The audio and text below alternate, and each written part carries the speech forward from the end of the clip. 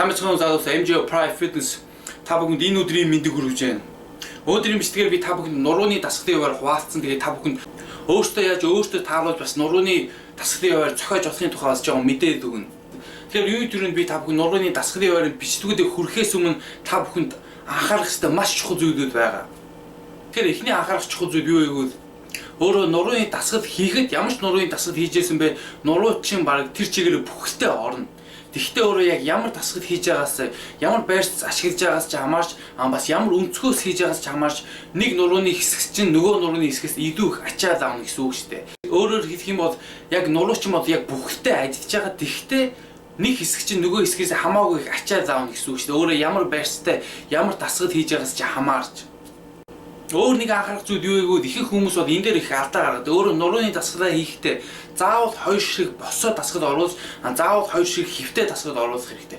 Тэгэхээр босоо дасгал чи одоо ингэж дээрээсээ татдагч чи одоо босоо дасгал гин штэ. Ийм дасгалыг бол хоёрыг оруулах штэ. Хөвтэй дасгал чинь болохоор ингэж хажуугаас чи ингэж татж байгаа чи хөвтэй дасгал гин штэ. Тэгэхээр өөрөө нурууны дасгалын яваа хийхдээ зохиоход заавал хоёр ширхэг хөвтэй дасгал оруулж, заавал хоёр ширхэг босоо дасгал оруулснараа нуруучин жигд ижилхэн хөгжнө гэсэн үг штэ. Харин та бүхэн тэгэхгүй бол нурууны чинь нэг хэсэг чинь нөгөө хэсгээс илүү хурдан, илүү сайн хөгжснөөр өөрийн чинь бие чинь бол гой харагдахгүй шүү дээ. Тэгэхээр нурууны дасгал хийхдээ өөр нэг анхаарах зүйлээ бол та бүхэн нурууны дасгалыг хийж цохиохдоо заавал хоёр байрц оруулна. Нэг нь болохоор ийм өргөн байрц, нөгөөх нь болохоор ийм ойрхон байрц. Тэгэхээр яг энэ босоо дасгал хоёрыг оруулна, хөвтэй дасгалыг хоёрыг оруулна гэсэн шүү дээ. Тэгэхээр өөрөө хоёр босоогоо оруулахдаа нэг нь болохоор ингэж өргөн байрцтай. Нөгөөдг нь болохоор ийм ойрхон байрцтай. Та бүхэн ингэж барьж болно, ингэж барьж болно. Хамгийн гол нь нэг нь өргөн, нөгөөдг нь болохоор ойрхон байрцтай. Тэгэхээр ойрхон байрсан тохоогоо авчиж штэ. Тохоогоо авчиж ингэж татаж өгнө. Өргөн болохоор ингэж өргөн. Хөвтэй болохоор яг адилхан. Нэг нь болохоор өргөнөөр хөвтэй, нөгөөдг нь болохоор ойрхоноор хөвтэй. Тэгэхээр ойрхоноо хөвтэй адилхан тохоогоо авчиж өгнө. Тэгэхээр өөрөөр хэлэх юм бол та бүхэн нурууны дасгал хийхдээ хоёр босоо дасгал орно. Нэг нь болохоор ийм өргөн байрцтай, нөгөөдг нь болохоор ийм ойрхон байрцтай. Тэгээд өөрөө нурууны дасгалын яваар орохдоо хоёр ширхэг бас хөвтэй дасгал оруулна. Тэгээд нэг нь болохоор өргөн байрцтай, нөгөөдг нь болохоор ойрхон байрцтай. Тэгснээр нурууч яг ижилхэн ба жигд хөгжинэ.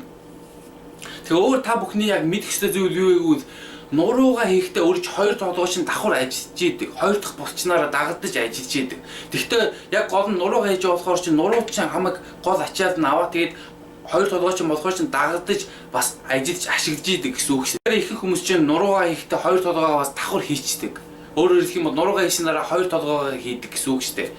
Яагаад гэвэл угаасаа хоёр толгой чинь давхар ажиллаж байгаа юм чинь хоёрын хооронд хоёр толгойгоо хийсний оронд зүгээр нэг өссөн хоёр толгойгоо нурууны дараа хийгээд нэг өссөн хоёр толгойгоо давхар хийчдэг. Тэгэхээр өнөөдөр биднес ягаад хоёр толгойд анхаарах хэрэгтэй гэвэл одоо өөрөө чинь ингээ татж байгаа дасгал хийж байгаа барьц чинь бол хамаа байхгүй. Тэгэхээр өөрөө ингэж барих уу, ингэж барих уу, ингэж барих уу ялгаа бол байхгүй. Нуруунд чинь бол ямар ч ялгаа байхгүй. Тэгэхээр ойрхон барьцтай босоод өөрөө ингэж татна уу, ингэж татна уу, өгөө ингэж татна уу ялгаа бол байхгүй. Нуруунд чинь ямар ч ялгаа байхгүй.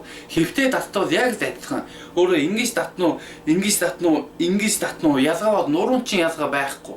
Ойрхон байрцтай хөвтэй тат яг адилхан. Ингэж татна уу, ингэж татна уу, ингэж татна уу нуруунд чинь бол ялгаа байхгүй. Юунд ялгаатай вэ гэвэл хэрвээ та бүхэн миний том хартаа болох видео цувралыг үзсэн бол би урт толгой ба богино толгойн тухай ярьсан шүү дээ. Тэгэхээр одоо биднес бодоод үзье. Одоо ингэж барьцтай байлаа гэж бодъё. Ингэж барьцтай болохоор чинь та бүхэн одоо хараарай. Барьц яг барьцаа ихэд чинь зөвхөн миний нуруунд ялгаа байхгүй харж байна. Би гараа хөдөхөд миний хоёр толгойд хөдлөөд байгаа үстэй харж байна.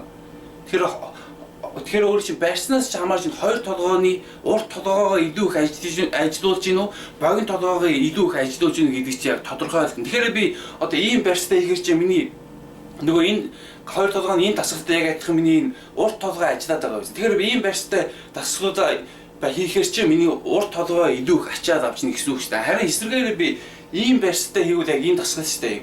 Ийм нөгөө хоёр толгойн нөгөө богино толгой буюу нөгөө овоог чинь гаргаж өгдөг энэ дасгал шүү дээ. Энийг хийхээр чинь миний богино толгой буюу миний овоо их булчин нэг овоо чинь илүү их ажиллаж байгаа юм шүү дээ. Тэгэхээр та бүхэн ингэж байрна уу, ингэж байрна уу гэдэг чинь нуруунд чинь бол хамаа байхгүй. Харин хоёр толгойн чинь бол хамаатай. Яг гэвэл ингэж байрсан уу, ингэж байрснаас чи хамаарч өөр чи хоёр толгойн урт толгой чи илүү их ачаал авч гинүү, үгүй богино толгой чи илүү их ачаал авч гинүү гэж тодорхой ойлгохно. Би болохоор зөвлөхөөр та бүхэн барьцааг бодож бариул илүү зүйтэй. Тэгэхээр нэг дасгалаа хийхдээ өөрөө хоёр толгойных урт толгойгоо ажилуулсан барьцаар хийгээд нөгөө тасгалаа хийхээр та бүхэн хоёр толгойныхаа богино толгойгоо ажилуулснараа хийгээд гэж хойч хийснээр хоёр толгой чинь бас ижилхэн ба жиг төгж штэ. Тэгэхээр өөр нэг анхаарах чухал зүйл юу гэвэл та бүхэн өөрийнхөө нурууны тасгалын хуваар хийхдээ хоёр янзаар хийх хэрэгтэй. Яагаад хоёр янзаар хийх хэрэгтэй гэвэл хоёр нь яг бэлтгэвтэй явахтай хизээ хүчтэй байдаг вэ. Мэдээч яг хамгийн ихэнд штэ. Тэгээд олон дасгал хийх тусам илүү их ядараад байна ш. Тэгэхээр хүн яг жимд явахдаа яг хамгийн ихэндээ бол хамгийн хүчтэй байдаг ш. Тэгэхээр биднээс яг нуруугаа хийхдээ дандаа энэ босоо даттаараа яг ихтэй дэвэл яг тэр босоо дат хийх чинь нурууны айл хэсэг яг их хөгжиж яг тэр хэсэг чинь хөгжөөд бус нь болохоор арай хоцрогдож хөгжиж штэ. Тэгэхээр энийг биднээс яаж засах вэ гэвэл та бүхэн нэг дасгалын нэг нурууныхаа өдөртөө өөрөө дасгалаа хийхдээ өөрөө босоо дасгалаар хийсэн. Нөгөөдгтэр болохоор хөвтэй дасгалаар хийсэн. Өөрөөр хэлэх юм бол та бүхэн нурууны эхний өдрөө босоо дасгалаар ихлээд тэгээд дараагийн нуруу хийх өдрөөр хөвтэй дасгалаар ихлээд тэгээд дараачих нь ахаа босоо тэгээд ахаад хөвтэй тэгээд яг ингэж ээлжиж явснаар нуруу чинь бас илүү жигт хөгжинэ. Тэгээ өөр нэг хэлэх зүйл юу гэвэл одоо миний үзүүлэх чага бичлэгүүд энэ төр тэгээд энэ хийж байгаа дасгалууд энэ төр тэгээд машин энэ төр нь бол бүх юм байхгүй гэж болно шүү дээ. Тийм учраас би та бүхэн өнөөдрийн бичлэгээр бас их олон дасгалын сонголтуудыг бас харуулж байгаас бий болгож байгаа. Тэгэхээр та бүхэн анхаарах зүйл юу гэвэл одоо миний хэрэглэж байгаа үзүүлж байгаа машин өөр чинь байхгүй, өөр чинь чимж байхгүй та бүхэн яг тэр дасгалыг бол өөр аргаар бол хийх боломжтой. Ганц анхаарах зүйл юу вэ гэвэл өөрөө яг ингэж татах хэрэгтэй. Тэгэхээр өөрөө ингэж татахтаа яг нэг гараараа татна уу, хоёр гараараа татна уу, ямар өнцгөөс ингэж доошоогоо ингэж татна уу, ялгаа бол байхгүй. Яг адилхан хамгийн анхаарах ёстой зүйл юу гэвэл та бүхэн яг адилхан энэ хөдөлгөөнийг хийх хэрэгтэй.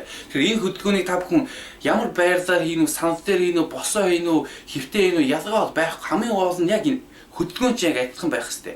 Яг энэ хөдөлгөөн чинь адилхан байх хэрэгтэй. Яг энэ хөдөлгөөн чинь яг адилхан байх хэрэгтэй.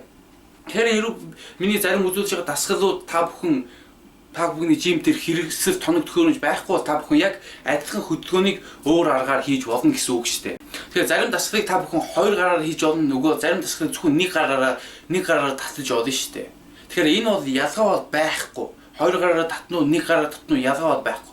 Тэгвэл ганц нэг гараараа татах ашигтай зүйл юу? Зарим хүмүүсийн нэг гар чинь нөгөө гараас илүү хүчтэй байдэн шүү дээ. Өөрөөр чи бие чинь нэг хэсэг чинь нөгөө хэсгээс хүчтэй байх тохиолдол байдэн шүү дээ. Өөрөөр зүүн гараараа бичдэггүй, баруун гараараа бичдэггүй энэ төргээд тэрнээс чи хамаарч нэг гар чинь нөгөө гараас илүү хүчтэй өгөөд бие чинь нэг хэсэг чинь нөгөө хэсгээс илүү хүчтэй байх тохиолдол байдэн шүү дээ. Тэгснээр өөрөө хоёр гараар яг зэрэг татхад бол өөр чи хүчтэй гар чинь хүчгүй гараас арай илүү хүчтэй татах боломжтой байдаг шүү дээ. Тийм учраас та бүхэн нэг гараараа хийсний зөвхөн нэг гараараа татсны давуу тал юу вэ гэвэл нэг гараараа татснараа нөгөө гар чинь нэг гараас илүү хүчтэй татахгүй шүү дээ. Хоёр гар чи яг зэрэг хүчтэй татна гэсэн үг шүү дээ. Өөрөө яг нэг гараараа яг тусгаар хийснээс чи болж яг хоёр гар ба нуруу чинь яг ижилхэн ба жигтгэн хөгжгöd бол тусна. Хэрэв өөр чинь тийм асуудал байхгүй бол ерөөсөө ингэж нэг гараараа хийх шаардлага байхгүй. Өгөөд нэг гараараа хийж болно. Харин өөрийн чинь нурууны чинь нэг тал чинь нөгөө талаасаа хоцрогдолтой дутагдaltaй та бүхэн зөвхөн нэг гараараа ээлжид хийснээрээ тэр дутагдaltaа нөх боломжтой. Харин дутагдал байхгүй бол хийсэн ч болно, хийхгүй байсан ч болно. Хийх бол шаардлага байхгүй. Тэгээ өөрөө хэрэг шинээр эхэлж байгаа хүн бол 4 дасгал хийхэд бол хангалттай. Харин фитнесээр хичээлж байгаа удаж байгаа хүмүүс бол 5 дасгал хийхэд болно. Өөрсдөө тэгээ илүү их хийхийг хүсээд өшөөч хийсэхэд болно шүү дээ. Яг өөрөө юу хүсмээр нь яг өөртөө тааруулаа өшөө нэмийг юу нэмж болно.